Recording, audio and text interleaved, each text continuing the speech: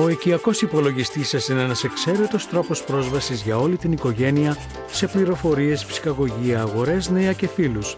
Και όταν ενημερώνεστε για την ασφάλεια του διαδικτύου θα έχετε χρήσιμα εργαλεία για την προστασία του υπολογιστή σας. Πρώτα ανοίξτε το πρόγραμμα ασφαλείας για να βεβαιωθείτε ότι οι ρυθμίσεις αυτόματης προστασίας είναι ενεργές και ενημερώνονται αυτόματα.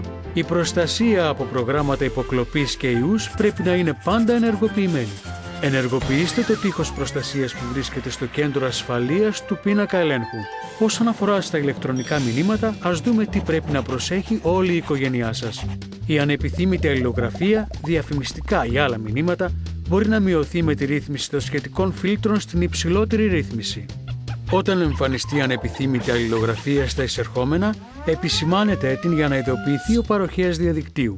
Για να μην φιλτράρετε μηνύματα που θέλετε, καταχωρήστε τους γνωστούς σας στο βιβλίο διευθύνσεων. Ορισμένα μηνύματα μπορεί να περιέχουν εφαρμογές ή ιούς που μπορεί να βλάψουν τον υπολογιστή σας.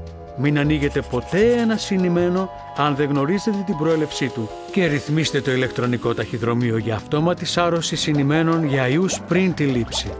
Υπενθυμίστε τους ότι πρέπει να προστατεύουν ονόματα, τηλέφωνα διευθύνσεις, κωδικούς, πιστωτικές κάρτες και αριθμούς λογαριασμών. Να τα κρατούν μυστικά.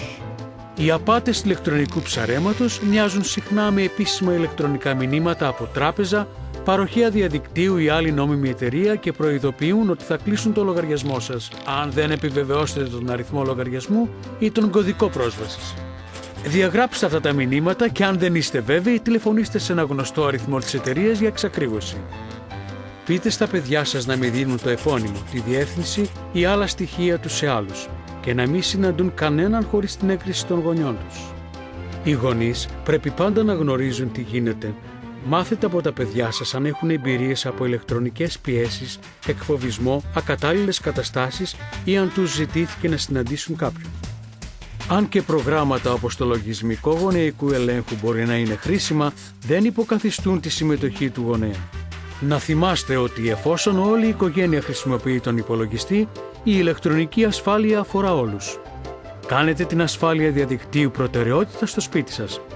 Να είστε ενήμεροι, εν γνώση και ασφαλείς. Επισκεφτείτε τον ιστότοπό μας για περισσότερες πληροφορίες.